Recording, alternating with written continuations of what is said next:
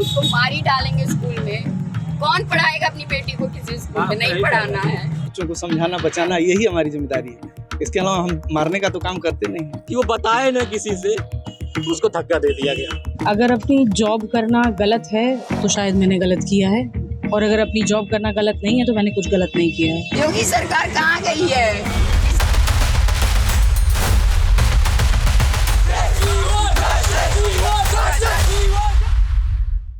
अगर आप उत्तर प्रदेश के रहने वाले हैं और आपके घर का कोई बच्चा प्राइवेट स्कूल में पढ़ता है तो आज वो स्कूल नहीं गया होगा। उसकी वजह ये है कि आज यूपी के लगभग सभी प्राइवेट स्कूल्स बंद हैं। और इस बंद की वजह क्या है? वजह है एक स्कूली बच्ची की आत्महत्या। दरअसल उत्तर प्रदेश के आजमगढ़ में एक ऐसी घटना हुई जिसमें 11 क्लास में पढ़ने वाली एक बच्ची ने आत्महत्या कर ली। और इस मामले ने ऐसा तूल पकड़ा कि आज यूपी के सभी प्राइवेट स्कूल्स बंद रखे गए हैं। क्या कहानी है आपको समझाते हैं। दरअसल 28 जुलाई को उत्तर प्रदेश के आजमगढ़ के चिल्ड्रन गर्ल्स कॉलेज नाम के एक स्कूल में क्लास टीचर ने तय किया कि वो बच्चों के स्कूल बैग्स को चेक करेगा। चेकिंग शुरू हुई तो 11वीं क्लास में पढ़ने वाली श्रेया तिवारी के बैग से एक मोबाइल और एक कॉन्डम का पैकेट बरामद हुआ।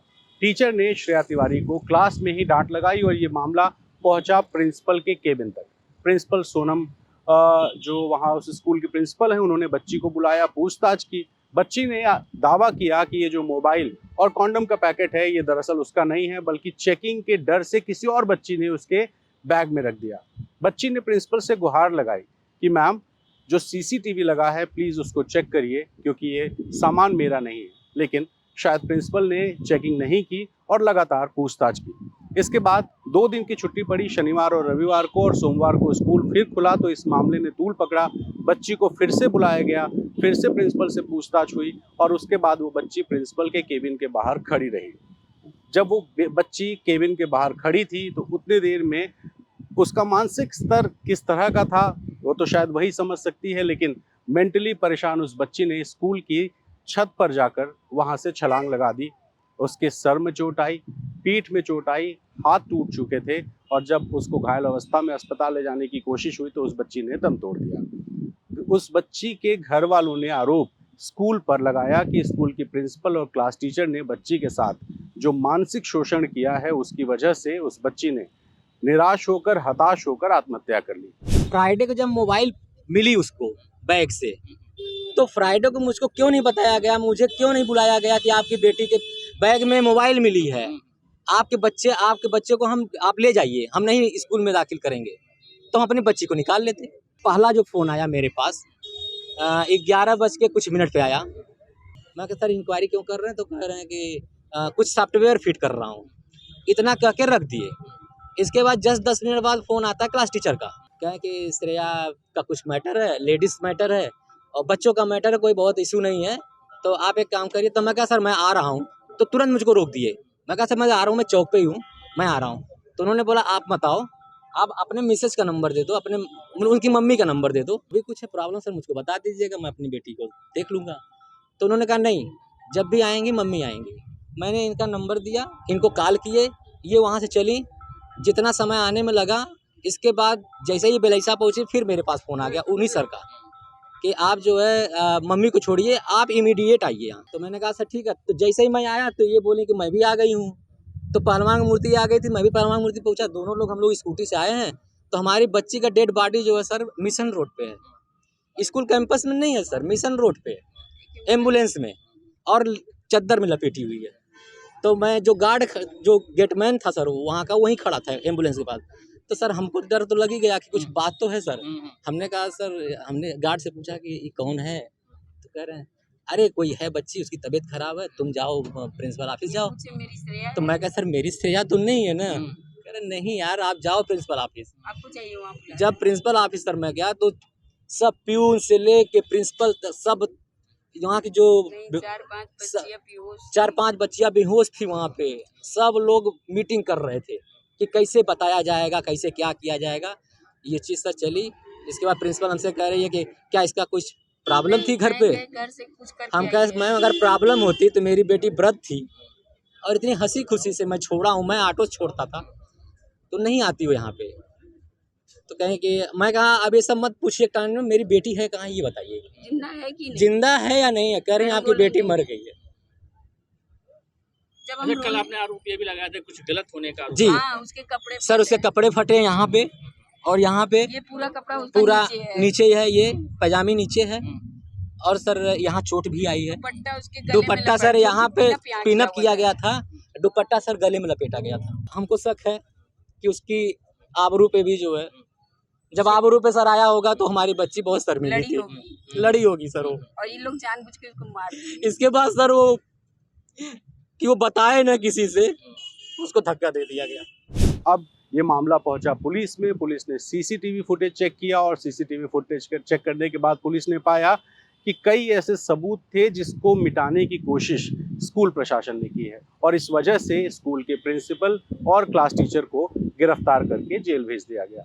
शुक्रवार को चेकिंग, उस दिन मैम अब्सेंट थी, तो अब हम कैसे डिसीजन लें? तो मैम से बात हुई तो मैम बोली हम सोमवार को आएंगे, फिर उस पर जो भी आगे कार्रवाई। तो 2 दिन छुट्टी हो गई, शनिवार और रविवार। सोमवार को आने के बाद पहले वाइबा था, मैंने फर्स्ट पीरियड से, मैं खुद क्लास टीचर हूँ, मैंने वाइबा लिया फर्स्ट पीरियड में उस बच्ची का और अच्छे से उसने वाइबा दिया, कोई दिक्कत नहीं थी।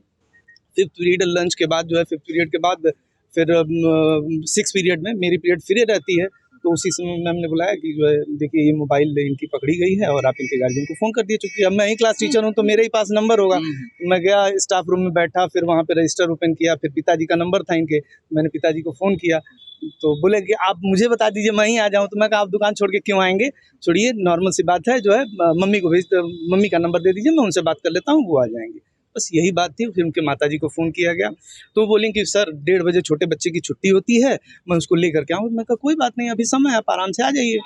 अच्छा, बस यही कह करके मैं 7th पीरियड, भाई 6ठी पीरियड में 30-35 मिनट का होता है, तो ये करके मैं अपने 7th पीरियड क्लास ले रहा था और जब 7th पीरियड चल रही थी, 10 या 15 मिनट बीते होंगे 7th पीरियड का, उसी समय दुर्घटना हो गई और उनके गार्जियन भी फिर मुझे लगता है 140 या 145 तक आ गए थे। अगर अपनी जॉब करना गलत है तो शायद मैंने गलत किया है, और अगर अपनी जॉब करना गलत नहीं है तो मैंने कुछ गलत नहीं किया है।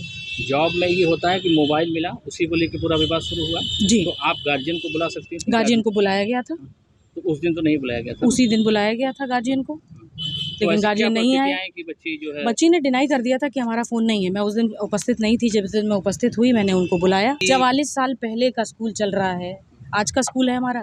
यहाँ ये तक कि बताइए। क्लासरूम में भी बच्ची को ले जा के सबको पहचाना गया किसी यही बच्ची है, इसी ने जो है मोबाइल निकाला था। वो मेरे मोबाइल- ऑफिस के बाहर खड़ी थी, कैसे क्लासेस में लेके हाँ, जाया तो गया? मतलब बच्चे वहाँ के भी कह रहे हैं ऐसे। बच्चे ऐसे हमारे बहुत भी हैं, वो ये कह रहे हैं कि ऐसा कुछ भी नहीं हुआ है। मुझे नहीं साक्ष्य पता। मिटाने वाली बात क्या है? नहीं, वो गलत है, एकदम गलत है। कोई साक्ष्य वाक्ष नहीं मिटाए हम लोगों ने। मामला कोर्ट पहुंचा लेकिन जमानत नहीं मिली। अब पुलिस का ये कहना है कि स्कूल के प्रशासन ने जानबूझकर कुछ सबूत मिटाने की कोशिश की और इस वजह से जो स्कूल के प्रिंसिपल और क्लास टीचर हैं उन पर कार्रवाई की गई है और फिलहाल इस मामले में जांच लगातार चल रही है। थाना सिधारी पर धारा 302 के अंतर्गत एफआईआर पंजीकृत की गई थी। इस एफआईआर में दोनों नामजद अभियुक्त जो कि स्कूल के प्रिंसिपल सुमन मिश्रा और क्लास टीचर अभिषेक राय, इन दोनों को गिरफ्तार करके रिमांड के लिए जनपद न्यायालय भेजा जा रहा है।